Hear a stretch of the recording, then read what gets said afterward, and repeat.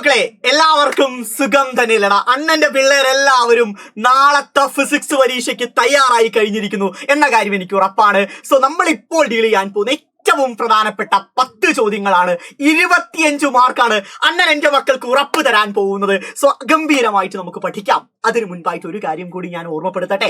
ഇന്ന് രാത്രി കൃത്യം 7 മണിക്ക് 100% ഉറപ്പുള്ള ചോദ്യങ്ങളുമായിട്ട് ഞാനും JK സാറും ലൈവിൽ വരുന്നുണ്ട്. നമ്മുടെ സ്വന്തം SLC ചാനലിൽ തന്നെയാണ് ലൈവ്. സോ നിങ്ങൾ മാത്രം വന്നാൽ പോരാ, കേരളത്തിലുള്ള മുഴുവൻ 10ാം ക്ലാസ് വിദ്യാർത്ഥികളെയും എന്റെ പിള്ളേര് കൊണ്ടുവരണം. നമ്മുടെ സൈലമിയൻസിന്റെ പവർ കാണണം മക്കളെ. ഇന്നേ വരെ നിങ്ങൾ ഒന്നും പഠിച്ചില്ലെങ്കിലും പ്രശ്നമില്ല, ആ ലൈവ് കൃത്യമായിട്ട് കണ്ടാൽ മാത്രം മതി. ഫുൾ മാർക്ക് ഗ്യാരണ്ടീഡ് ആണ്. റൈറ്റ്, നമ്മളിവിടെ ചോദ്യങ്ങൾക്ക് പുറമെ ഉത്തരങ്ങൾ കൂടി ഡീൽ ചെയ്യാൻ പോവാണ്. സോ ഒട്ടും ലേറ്റ് ആക്കാതെ വീഡിയോയ്ക്ക് അകത്തോട്ട് കയറാം.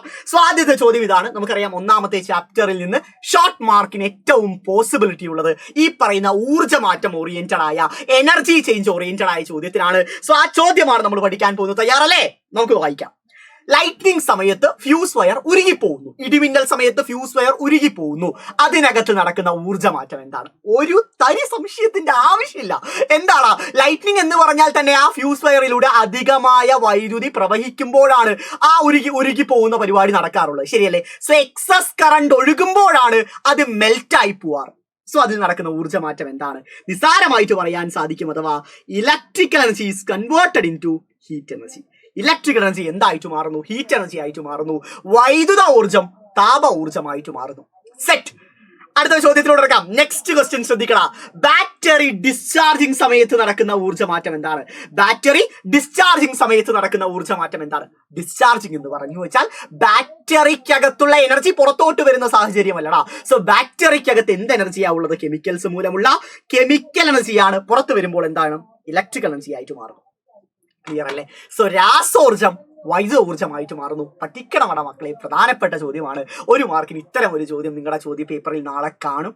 ഞാൻ നിങ്ങൾക്ക് ഉറപ്പ് തരുന്നു. റൈറ്റ്, അടുത്തതിലോട്ട് കിടക്കാം. നെക്സ്റ്റ് ക്വസ്റ്റ്യനിലോട്ട് കിടക്കാം. അടുത്തത് ഈ 1ാമത്തെ ചാപ്റ്ററിൽ നിന്ന് നിങ്ങൾ പഠിക്കേണ്ട അടുത്ത ചോദ്യമാണ് നമ്മുടെ പൊട്ടൻഷ്യൽ ഡിഫറൻസ് ഓറിയന്റഡ് ആയ ചോദ്യം, വോൾട്ടേജ് ഓറിയന്റഡ് ആയ ചോദ്യം. നിസ്സാരമായി തന്നെ ക്രാക്ക് ചെയ്യാം, ശ്രദ്ധിച്ചാൽ മാത്രം മതിയടാ. Find work done. നമ്മളോട് കണ്ടുപിടിക്കാൻ പറഞ്ഞിരിക്കുന്ന വർക്ക് ഡൺ ആണ്, പ്രവൃത്തിയാണ് കണ്ടുപിടിക്കാൻ പറഞ്ഞിരിക്കുന്നത്. 2 കൂളംബ് ചാർജിനെ ഒരു പോയിന്റിൽ നിന്ന് അടുത്ത പോയിന്റിലോട്ട് കൊണ്ടുപോകാനുള്ള വർക്ക് ഡൺ, പ്രവൃത്തിയാണ് കണ്ടുപിടിക്കേണ്ടത്. സോ ആ 2 പോയിന്റുകൾക്കിടയിലുള്ള പൊട്ടൻഷ്യൽ ഡിഫറൻസ് ചോദ്യത്തിൽ നൽകിയിട്ടുണ്ട്. എത്രയാണ്? 3 വോൾട്ട് ആണ്. സോ ഇതൊരു കണ്ടക്ടർ ആണെന്ന് വിചാരിക്കുക. ഈ പോയിന്റിൽ നിന്ന് ഈ പോയിന്റിലോട്ട് ഒരു 2 കൂളംബ് ചാർജിനെ കൊണ്ടുപോകാനുള്ള വർക്ക് ഡൺ കണ്ടുപിടിക്കണം. സോ ഈ 2 പോയിന്റുകൾക്കിടയിലുള്ള പൊട്ടൻഷ്യൽ വ്യത്യാസം 3 വോൾട്ട് ആണെന്ന് ചോദ്യത്തിനകത്ത് പറഞ്ഞിട്ടുണ്ട്. നിസ്സാരമായിട്ട് കണ്ടുപിടിക്കാൻ പറ്റില്ല. എന്റെ മക്കൾക്ക് നിസ്സാരമായിട്ട് കണ്ടുപിടിക്കാൻ പറ്റില്ലേ? ഫോർമുല നമ്മൾ പഠിച്ചാണ്. V = W/Q ആണ്. സോ നമുക്കിവിടെ പ്രവൃത്തി അഥവാ വർക്കാണ് കണ്ടുപിടിക്കേണ്ടത്. സോ W = എന്ത് വരുടാ? V × Q എന്ന് വരും. V എത്രയാടാ?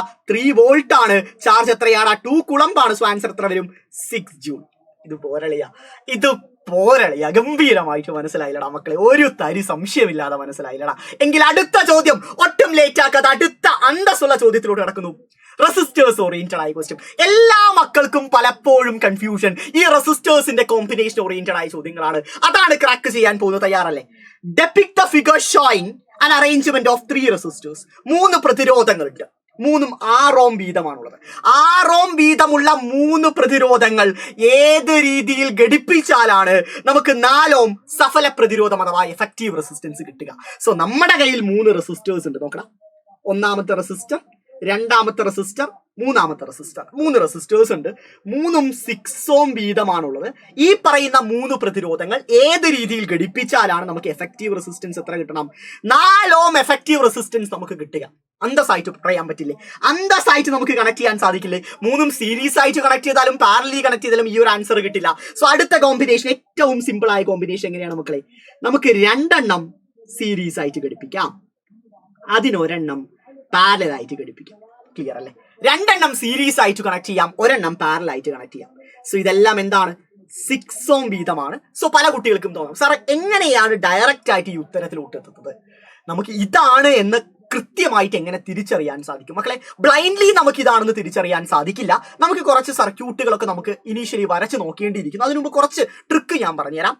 ഇപ്പൊ നമുക്ക് കിട്ടേണ്ട എഫക്റ്റീവ് റെസിസ്റ്റൻസ് എന്ന് പറഞ്ഞു വെച്ചാൽ വളരെ വലിയ വാല്യൂ ആണെങ്കിൽ ആദ്യം മൂന്നും കൂടി സീരീസ്ലി കണക്ട് ചെയ്ത് നോക്കുക. അതാണ് ആദ്യത്തെ പ്രൊസീജിയർ എന്ന് പറയുന്നത്.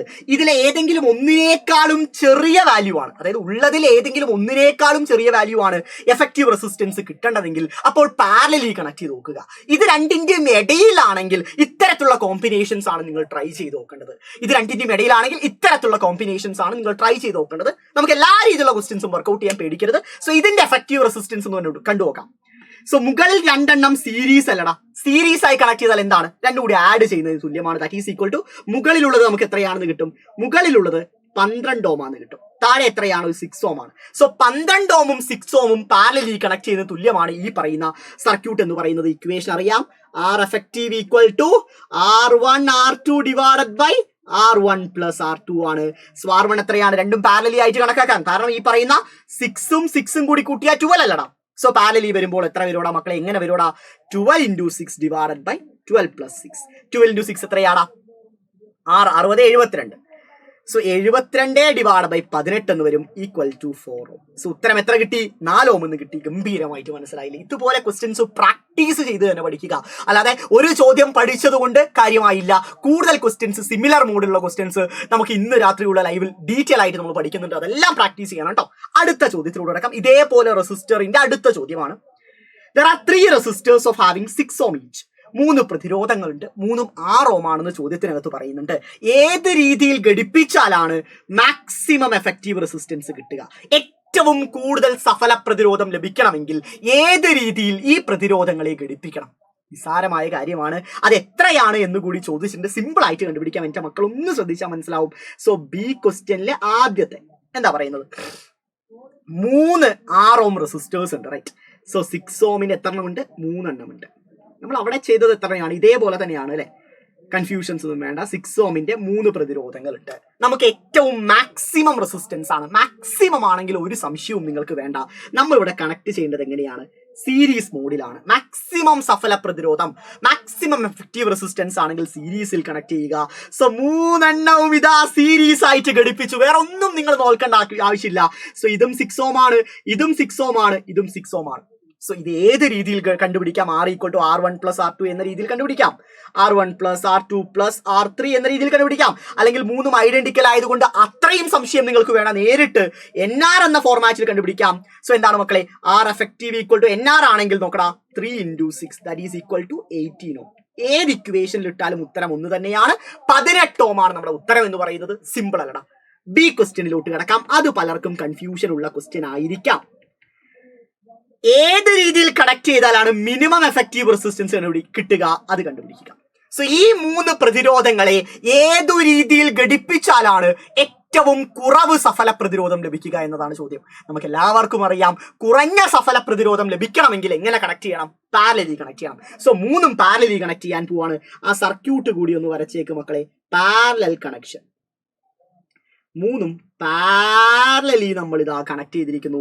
സോ ഇതും 6 ഓം ആണ്, ഇതും 6 ഓം ആണ്, ഇതും 6 ഓം ആണ്. പല കുട്ടികളും ഇങ്ങനെയുള്ള സാഹചര്യത്തിൽ സാർ 3 എണ്ണം വരുമ്പോൾ എങ്ങനെ പാരലൽ ഇക്വേഷൻ എഴുതാം എന്ന കൺഫ്യൂഷൻ ഉണ്ടാവും. നിസ്സാരമാണ് മക്കളെ, ശ്രദ്ധിക്കടാ. ഇക്വേഷൻ സിമ്പിൾ ആണ്. 1/R effective equal to 1/R1 plus 1/R2 plus 1/R3. So എന്താണ്? 1/6 പ്ലസ് 1/6 പ്ലസ് 1/6. LCM എടുക്കാനൊക്കെ എല്ലാവർക്കും അറിയാലോടാ. സോ എന്ത് വരും? താഴെ 6 തന്നെ എടുക്കാം. സോ മുകളിൽ എന്താ? ബേസ് സെയിം ആണെങ്കിൽ പവേഴ്സ് എല്ലാം കൂടി ആഡ് ചെയ്യാം. അങ്ങനെയും നിങ്ങൾക്ക് ചെയ്യാം. ഇവിടെ LCM എടുക്കേണ്ട ആവശ്യം പോലും ഇല്ല. ഇവിടെ ബേസ് സെയിം ആണെങ്കിൽ പവേഴ്സ് എല്ലാം കൂടി ആഡ് ചെയ്യാം. സോ പവേഴ്സ് ആഡ് ചെയ്താൽ 3/6 എന്ന് വരും. So 1/R effective equal to 3/6. So R effective equal to എത്ര വരും? റെസിപ്രോക്കൽ എടുക്കുക, 6/3 that is equal to 2. So effective resistance parallel ആണെങ്കിൽ എത്രയാണ് കിട്ടുക? 2 ഓം ആണ് കിട്ടുക. ക്ലിഞ്ചർ ആയിട്ട് മനസ്സിലായില്ലേ? ശരിക്കും ചോദിക്കുകയാണ്, ക്ലിഞ്ചർ ആയിട്ട് മനസ്സിലായില്ലേ? ഇവിടെ ബേസ് ഡിനോമിനേറ്റർ സെയിം ആയതുകൊണ്ടാണ് ന്യൂമറേറ്റർ ആഡ് ചെയ്തത്. ഡിനോമിനേറ്റർ ഡിഫറെന്റ് ആണെങ്കിൽ LCM മെത്തേഡിലൂടെയാണ് സോൾവ് ചെയ്യേണ്ടത് കേട്ടോ. ക്ലിയർ അല്ലേ? ഈ ചോദ്യം ഗംഭീരമായിട്ട് മനസ്സിലായില്ലേ? ഇത്തരം ഒരു ചോദ്യം നിങ്ങളുടെ ചോദ്യ പേപ്പറിൽ കാണാം. ഉറപ്പാണ് മക്കളെ, അടിപൊളിയായിട്ട് പഠിക്കുക കേട്ടോ. സോ അടുത്ത കാര്യത്തിലോട്ട് കിടക്കുന്നു. അണ്ണന്റെ പിള്ളേർ കാത്തിരിപ്പുള്ള അടുത്ത ചോദ്യം ശ്രദ്ധിക്കണം മക്കളെ. ഇവിടെ നമുക്ക് വോൾട്ടേജ് നൽകിയിട്ടുണ്ട്, റെസിസ്റ്റൻസ് നൽകിയിട്ടുണ്ട്, സമയം നൽകിയിട്ടുണ്ട്, ഹീറ്റ് എനർജി കണ്ടുപിടിക്കണം. വോൾട്ടേജ് ഉണ്ട്, പ്രതിരോധമുണ്ട്, സമയമുണ്ട്, താപോർജ്ജം എത്രത്തോളം ഉണ്ടാവുന്നു എന്ന കാര്യം കണ്ടുപിടിക്കണം. ഒരു കണ്ടക്ടറിലൂടെ സർട്ടൻ വോൾട്ടേജ് നമ്മൾ കൊടുക്കുവാണ്, അവിടെയുള്ള റെസിസ്റ്റൻസ് എത്രയാണ് നൽകിയിട്ടുണ്ട്, എത്ര സമയം കറണ്ട് ഒഴുകുന്നു നൽകിയിട്ടുണ്ട്, നമുക്ക് ഹീറ്റ് ആണ് കണ്ടുപിടിക്കണം. നിസ്സാരമാണ്, ഗിവൺ ഡാറ്റ ഒന്ന് എഴുതിക്കടാ. സോ ആദ്യം വോൾട്ടേജ് ഈക്വൽ ടു 230 വോൾട്ട്. അടുത്തത് റെസിസ്റ്റൻസ് ഈക്വൽ ടു 480 ഓം. അടുത്ത ഹീറ്റ് എനർജി ആണ് കണ്ടുപിടിക്കേണ്ടത്. സമയം 10 മിനിറ്റ് എന്ന് പറയുന്നുണ്ട്. സമയം എത്രയാന്ന് പറയുന്നുണ്ട്? 10 മിനിറ്റ് എന്ന് പറയുന്നത്. മക്കളെ, നമുക്ക് എല്ലാവർക്കും അറിയുന്ന കാര്യമാണ്, നമ്മൾ മിനിറ്റിലല്ല നമ്മൾ എന്ത് ചെയ്യുക, സമയം പറയാറുള്ളത് സെക്കൻഡിലാണ്. 1 മിനിറ്റ് എന്ന് പറഞ്ഞാൽ 60 സെക്കൻഡ് ആണ്. സോ 10 മിനിറ്റ് എന്ന് പറഞ്ഞു വെച്ചാൽ 600 സെക്കൻഡ് ആണ്. ഹീറ്റ് കണ്ടുപിടിക്കണം. നിങ്ങൾക്ക് എല്ലാവർക്കും അറിയുന്ന കാര്യമാണ്. എച്ചും വിയും ആറും ടിയും തമ്മിൽ റിലേറ്റ് ചെയ്യുന്ന ഹീറ്റിന്റെ ഇക്വേഷൻ എന്താണ്? H equal to V²/R*T. നേരിട്ട് സബ്സ്റ്റിറ്റ്യൂട്ട് ചെയ്യുക, വേറെ ഒന്നും നോക്കണ്ട. വി എത്രയാണ്? 230 ആണ്. സോ 230 × 230. ആർ എത്രയാണ് മക്കളെ? ആർ എന്ന് പറഞ്ഞാൽ 480 ആണ്. ഇൻറ്റു സമയം എത്രയാണ് മക്കളെ? സമയം 600 ആണ്. ഡയറക്റ്റ് ആയി സബ്സ്റ്റിറ്റ്യൂട്ട് ഉത്തരം നമുക്ക് കിട്ടും 66125 ജൂൾ. ക്ലിയർ അല്ലേ? ഒന്ന് കാൽക്കുലേറ്റ് ചെയ്താൽ മാത്രം മതി. അടിപൊളിയായ ചോദ്യമാണ്, അന്തസ്സായ ചോദ്യമാണ്, പഠിക്കേണ്ട ചോദ്യമാണ്. സെറ്റ്. സോ ഇത് കണക്ക് ഹീറ്റിന്റെ ക്വസ്റ്റ്യൻസ് വരാം. ഇതിൽ ഏതു ഫോർമുലാസ് വേണം യൂസ് ചെയ്യുന്ന തരത്തിൽ വരാം. H=I²RT ഓറിയന്റഡ് ആയ ക്വസ്റ്റ്യൻ വരാം. H=V²/R*T ഓറിയന്റഡ് ആയിട്ട്, H=VIT. ഇതിൽ ഏത് വേണമെങ്കിലും വരാം. എല്ലാം നിങ്ങൾ പഠിച്ചു വെക്കുക, എല്ലാം ഇമ്പോർട്ടന്റ് ആണ്. അടുത്ത ചോദ്യം, നെക്സ്റ്റ് ക്വസ്റ്റ്യനിലോട്ട് കിടക്കുന്നു. നമ്മുടെ LED ഓറിയന്റഡ് ആയ, അതിന്റെ പാർട്സ് ഓറിയന്റഡ് ആയ ഒരു പ്രധാനപ്പെട്ട ചോദ്യമാണ് എന്റെ മക്കൾ കാണുന്നത്. LED-യുടെ പാർട്സ് ഓറിയന്റഡ് ആയ ക്വസ്റ്റ്യൻ ശ്രദ്ധിക്കണം. ഓരോന്നും നമുക്ക് മാച്ച് ദ ഫോളോയിങ് ആണ്. മലയാളത്തിൽ വേണ്ടി പേടിക്കൊന്നും വേണ്ട, രണ്ടും ഞാൻ പഠിപ്പിച്ചു തരാം, ശ്രദ്ധിക്കണം. സോ ഹീറ്റ് സിങ്ക്, അതിന്റെ പർപ്പസ് എന്താണ്? ഹീറ്റ് സിങ്ക് എന്ന് പറഞ്ഞാൽ എപ്പോഴും ഹീറ്റ് അബ്സോർബ് ചെയ്യാൻ വേണ്ടിയിട്ടാണ്, താപം ആഗിരണം ചെയ്യാൻ വേണ്ടിയിട്ടാണ് ഹീറ്റ് സിങ്ക് ഉപയോഗിക്കുക. സോ ഹീറ്റ് സിങ്ക് എന്താണ്? System to absorb heat. ഹീറ്റിനെ അബ്സോർബ് ചെയ്യാൻ വേണ്ടിയിട്ടാണ് ഹീറ്റ് സിങ്ക് ഉപയോഗിക്കുക. ഇവിടെയും അതുപോലെ ഞാൻ കണക്ട് ചെയ്യുന്നുണ്ട്. ഹീറ്റ് സിങ്ക് താപം ആഗിരണം ചെയ്യാൻ വേണ്ടിയിട്ടാണ്. താപം ആഗിരണം ചെയ്യാൻ വേണ്ടിയിട്ടാണ് ഹീറ്റ് സിങ്ക്. അടുത്ത ഡിഫ്യൂസർ കപ്പ്. ഡിഫ്യൂസർ കപ്പ് എന്ന് വെച്ചാൽ എല്ലിയുടെ ഏറ്റവും പുറത്തുള്ള ആ വൈറ്റ് കളർ കപ്പില്ലേ, അതിനെയാണ് ഡിഫ്യൂസർ കപ്പ് എന്ന് പറയുക. അതിലൂടെയാണ് ലൈറ്റ് പുറത്തോട്ട് വരുന്നത്. സോ ലൈറ്റ് എമിറ്റിംഗ് പാർട്ടാണ് ഡിഫ്യൂസർ കപ്പ് എന്ന് പറയുക. Yes, it is the light emitting part. പ്രകാശം പുറത്തോട്ട് വിടുന്നത് ഡിഫ്യൂസർ കപ്പിലൂടെയാണ്. പ്രകാശം പുറത്തു വരുന്നത് ഡിഫ്യൂസർ കപ്പിലൂടെയാണ്. സെറ്റ്. അടുത്ത power supply board. Power supply ബോർഡാണ് AC-യെ DC ആക്കി മാറ്റുന്നത്. പവർ സപ്ലൈ ബോർഡാണ് AC എന്താക്കി മാറ്റുന്നത്? DC ആക്കി മാറ്റുന്നത്. അത് നിങ്ങൾ പഠിച്ചിരിക്കണം, അത് നിങ്ങൾ പഠിച്ചിരിക്കണം. അടുത്ത LED ചിപ്പ് ബോർഡ്. ആ LED ചിപ്പ് ബോർഡിനകത്താണ് LED ഒക്കെ നമ്മൾ എന്ത് ചെയ്യുന്നത്? ഫിക്സ് ചെയ്യുന്നത് LED ചിപ്പ് ബോർഡിനകത്താണ്.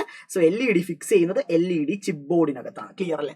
സോ ഈ അപ്ലിക്കേഷൻസ് ഇത്തരത്തിലുള്ള ഒരു ടേബിൾ ആയിട്ട് ചോദിക്കാൻ സാധ്യതയുണ്ട്. സോ ഓരോന്നും നിങ്ങൾ കൃത്യമായിട്ട് പഠിക്കുക. ഹീറ്റ് സിങ്ക് എന്ന് പറഞ്ഞാൽ എന്താണ്, അതുപോലെ തന്നെ ഡിഫ്യൂസർ കപ്പ് എന്താണ്, പവർ സപ്ലൈ ബോർഡ് എന്താണ്, അതുപോലെ തന്നെ LED ചിപ്പ് ബോർഡ് എന്താണ് എന്ന കാര്യം കൃത്യമായിട്ട് എന്റെ മക്കൾ പഠിച്ചിരിക്കണം, എന്റെ മക്കൾക്ക് അറിഞ്ഞിരിക്കണം. ക്രിസ്റ്റൽ ക്ലിയർ അല്ലേ?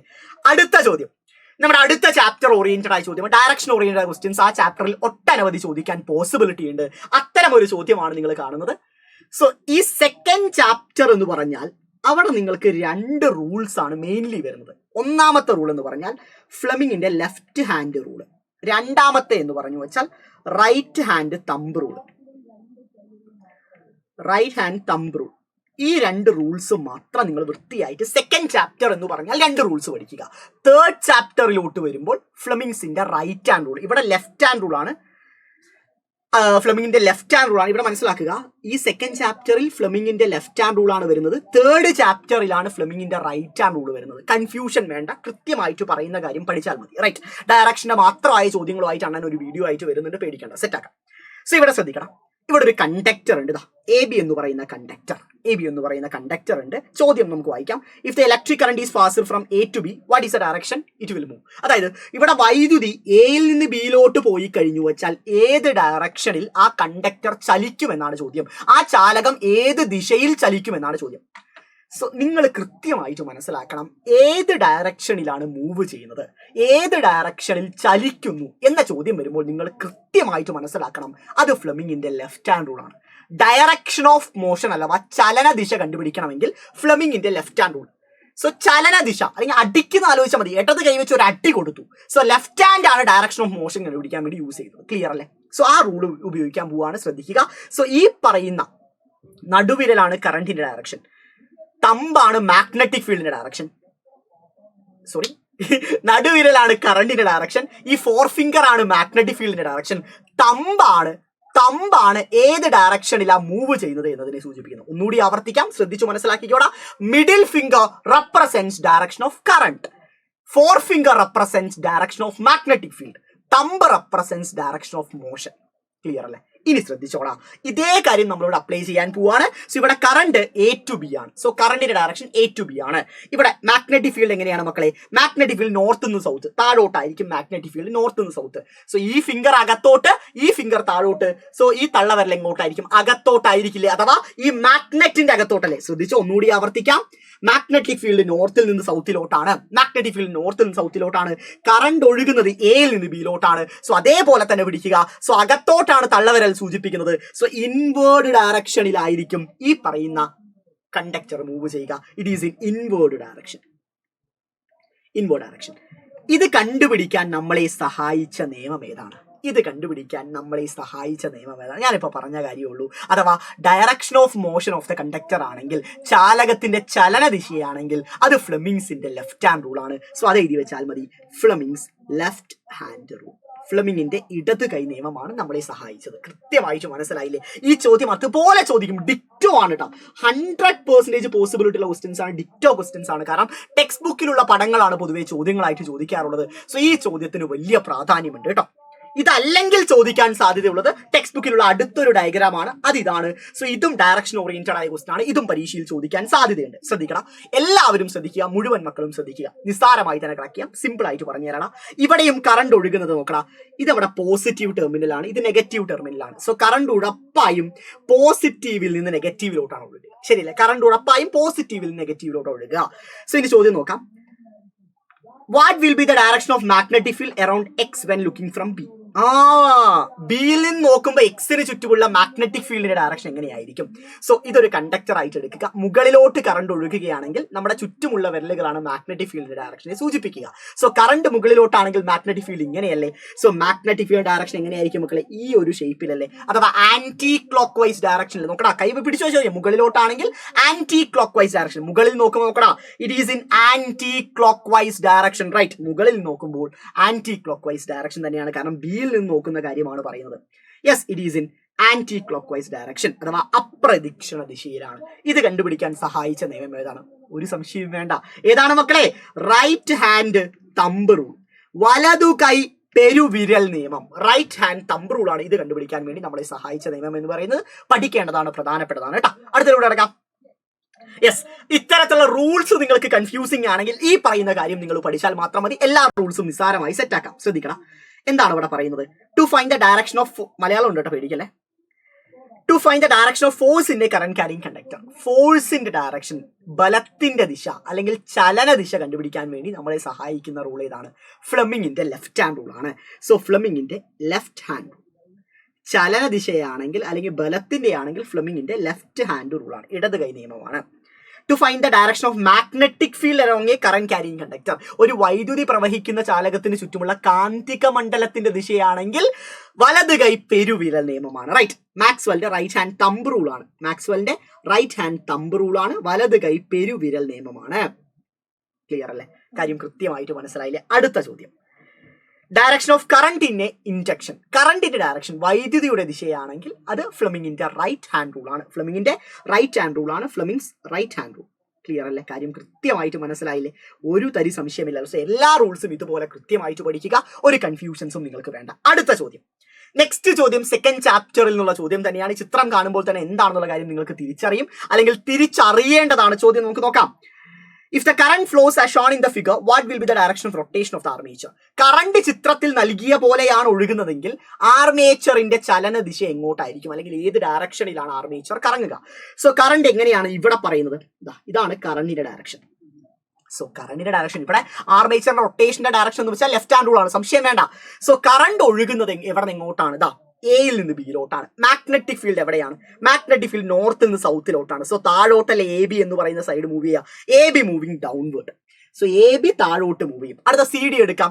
സി ഡിയിൽ കറണ്ട് എത്തുമ്പോൾ നോക്കിയേക്കണം, ഇങ്ങനെ പോയിട്ട് സി ഡിയിൽ എത്തുമ്പോൾ ഇങ്ങനെയാണ്. സോ സി ഡിയിൽ കറണ്ടിന്റെ ഡയറക്ഷൻ ഇങ്ങനെയായിരിക്കും. സോ കറണ്ടിന്റെ ഡയറക്ഷൻ ഇങ്ങനെയാണ്, നോർത്ത് ടു സൗത്ത് ആണ് മാഗ്നറ്റിക് ഫീൽഡ്. സോ അവിടെ മുകളിലോട്ടാണ് മൂവ് ചെയ്യുക. സോ സി ഡി എന്ന് പറയുന്ന ഭാഗത്ത് മുകളിലോട്ട്. സോ ഇങ്ങനെയാണ് കറങ്ങിക്കൊണ്ടിരിക്കുന്നത്. So it is in anti clock vice direction. എങ്ങനെയാണ്? ആന്റി ക്ലോക്ക് വൈസ് ഡയറക്ഷനിലായിരിക്കും കറങ്ങുക. പഠിച്ചു വെച്ചോ, ആന്റി ക്ലോക്ക് വൈസ്, അപ്രദക്ഷിണ ദിശ. ഇത് കണ്ടുപിടിക്കാൻ സഹായിച്ച നിയമം ഏതാണ്? ഫ്ലെമിങ്ങിന്റെ ലെഫ്റ്റ് ഹാൻഡ് റൂൾ ആണ്. ഫ്ലെമിങ്ങിന്റെ ലെഫ്റ്റ് ഹാൻഡ് റൂൾ പഠിക്കുക, ഏറ്റവും പ്രധാനപ്പെട്ടതാണ്. പരീക്ഷയിൽ പലതവണ ചോദിച്ചതുമാണ്. എന്റെ മക്കൾ മനസ്സിലാക്കി തന്നെ പഠിക്കണം. സെറ്റ്. അടുത്തതിലൂടെ കിടക്കാം. Next question. 2 stage of experiment conducted in a solenoid are given below. നമ്മുടെ ഇലക്ട്രോ മാഗ്നറ്റിക് ഇൻഡക്ഷൻ ഓറിയന്റഡ് ആയ ചോദ്യമാണ്. എക്സ്പെരിമെന്റിന്റെ 2 സ്റ്റേജുകൾ നമുക്ക് നൽകിയിട്ടുണ്ട്. ചോദ്യം നോക്കാം. Which stage galvanometer deflect? ഇതിൽ ഏത് അവസ്ഥയിലാണ് ഗാൽവനോമീറ്റർ ചലിക്കുക? ഉറപ്പായിട്ടും നമുക്കറിയാം, കാന്തം അകത്തോട്ട് കയറുമ്പോഴാണ് ഗാൽവനോമീറ്റർ ചലിക്കുക. സോ ബി ആണ് റൈറ്റ് ആൻസർ എന്ന് പറയാം. Yes, it is B. Explain the reason for the deflection of the galvanometer. Galvanometer ചലിക്കാനുള്ള കാരണം എന്താണ്? യെസ്, അവിടെ ഇലക്ട്രോ മാഗ്നറ്റിക് ഇൻഡക്ഷൻ മൂലം വൈദ്യുത കാന്തിക പ്രേരണമാണ് അവിടെ സംഭവിക്കുക. ശരിയല്ലേ? വൈദ്യുത കാന്തിക പ്രേരണം അവിടെ സംഭവിക്കും. എങ്ങനെയാ സംഭവിക്കുക? കാന്തം അകത്തോട്ട് കയറുന്ന സമയത്ത് മാഗ്നറ്റിക് ഫ്ലക്സിൽ മാറ്റം സംഭവിക്കും, കാന്തിക ഫ്ലക്സിൽ മാറ്റം സംഭവിക്കും, EMF ഇൻഡ്യൂസ് ചെയ്യപ്പെടും, കറണ്ട് ഒഴുകും. അതുകൊണ്ടാണ് ഗാൽവനോമീറ്റർ ചലിക്കുന്നത് എന്ന കാര്യം നിങ്ങൾ തിരിച്ചറിയുക. ഈ പ്രതിഭാസത്തിന്റെ പേരാണ് ഇലക്ട്രോ മാഗ്നറ്റിക് ഇൻഡക്ഷൻ അഥവാ വൈദ്യുത കാന്തിക പ്രേരണം. പഠിക്കണം. അടുത്തത്, write 2 devices that works on this principle. ഈ പ്രിൻസിപ്പിളിന്റെ അടിസ്ഥാനത്തിൽ പ്രവർത്തിക്കുന്ന 2 ഉപകരണങ്ങൾ എഴുതുക. ഒന്നാമത്തെ നമുക്ക് ജനറേറ്റർ പറയാം, രണ്ടാമത്തെ നമുക്ക് മൈക്രോഫോൺ എന്ന് പറയാം. എന്താണ്? മൈക്രോഫോൺ ആണ് സെക്കൻഡ് ഡിവൈസ് എന്ന് പറയുന്നത്. ഇത് രണ്ടും പഠിച്ചു വെക്കാം. ഒന്ന് ജനറേറ്ററും അടുത്ത മൈക്രോഫോണും. അടുത്ത ക്വസ്റ്റ്യനിലോട്ട് കിടക്കുന്നു. ലാസ്റ്റ് ക്വസ്റ്റ്യൻ ആണ് ഈ ചാപ്റ്റർ എന്നുള്ള ലാസ്റ്റ് ക്വസ്റ്റ്യൻ, 3ാമത്തെ ചാപ്റ്ററിന്റെ ലാസ്റ്റ് ക്വസ്റ്റ്യൻ. അവിടെ ജനറേറ്റർ വരെ ചോദ്യങ്ങൾ വരാൻ പോസിബിലിറ്റി ഉള്ളൂ എന്നാണ് നമുക്ക് അറിയാൻ സാധ്യതയത്. സോ ജനറേറ്റർ എന്നുള്ള ലാസ്റ്റ് ക്വസ്റ്റ്യനിലോട്ട് കിടക്കുന്നു. ശ്രദ്ധിക്കണം, ഇത് ഏത് ജനറേറ്റർ ആയിരിക്കും എന്നാണ് ചോദ്യം. Yes, identify the device. ഇത് ഉറപ്പായും ജനറേറ്റർ ആണ്. കാരണം ഇവിടെ ഇവിടെ ഒരു ബാറ്ററി അല്ല നൽകിയിരിക്കുന്നത്. So it is A generator. അത് നിങ്ങൾ ആദ്യം തന്നെ തിരിച്ചറിയണം. ഇതൊരു ജനറേറ്റർ ആണ്. ഇത് ഏത് ജനറേറ്റർ ആണ്? 2 റിങ്ങുകൾ ഉള്ളതിനാൽ തന്നെ ഇത് AC ജനറേറ്റർ ആണ്. Yes, it is AC generator. അടുത്തെന്താണ്? Which law is used to find the direction of induced EMF in the armature ABCD start rotating? ABCD എന്ന് പറയുന്ന ആർമേച്ചർ കറങ്ങാൻ തുടങ്ങി കഴിഞ്ഞു വെച്ചാൽ ഏത് നിയമം ഉപയോഗിച്ചാണ് റൊട്ടേഷന്റെ ഡയറക്ഷൻ കണ്ടുപിടിക്കുക?